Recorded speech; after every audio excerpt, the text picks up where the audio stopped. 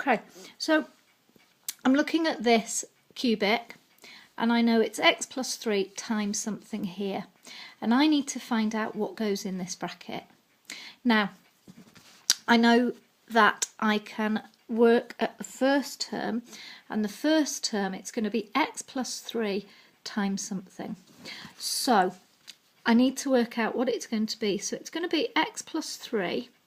So I'm going to write this out here because I know that sometimes it can be more useful to use a grid. So there's my x plus 3.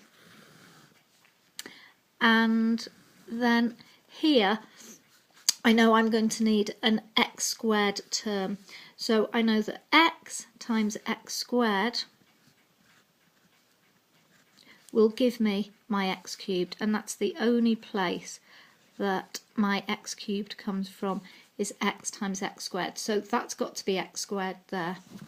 Right, now I look at my next term. So my next term, I've got an x squared there already, and I've got 3 there. So x squared times 3 is 3x squared.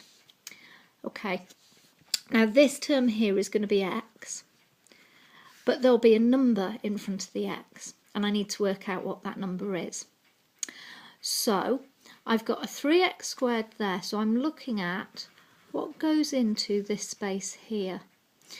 Well, if I look here, all together I've got to get a minus x squared. So it's a 3x squared there. What needs to go in here? 3, I need a minus 5x squared in there. So I need a minus 5x squared in there, because if I've got 3x squared and minus 5x squared, that gives me what I want. Okay, so now I know that this bit here has got to be minus 5x squared. Well, that x is there. So what do I need here to give me my minus 5x squared altogether? I need this to be a minus 5x, because that way minus 5x times x, there's my minus 5x squared. Okay, I can now fill in this box. Minus 5x times 3 gives me minus 15x. So that's what goes in there, minus 15x. That's fine. Now I know I need a number here. So I've got x squared, I've got x, I need a number. So again, there's my minus 15x. I need minus 13x altogether. I'm going to link this actually. So those go together. And those went together. So minus 15x, I need minus 13x. What goes in here? It needs to be plus 2x. Minus 15x plus 2x, that gives me my minus 13x.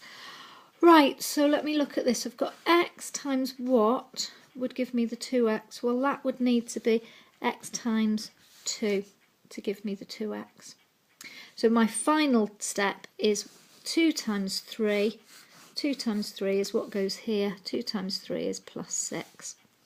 And this plus 6 is my check to make sure it's right. So I look back at the bracket, plus 6 there, plus 6 there, so that's correct.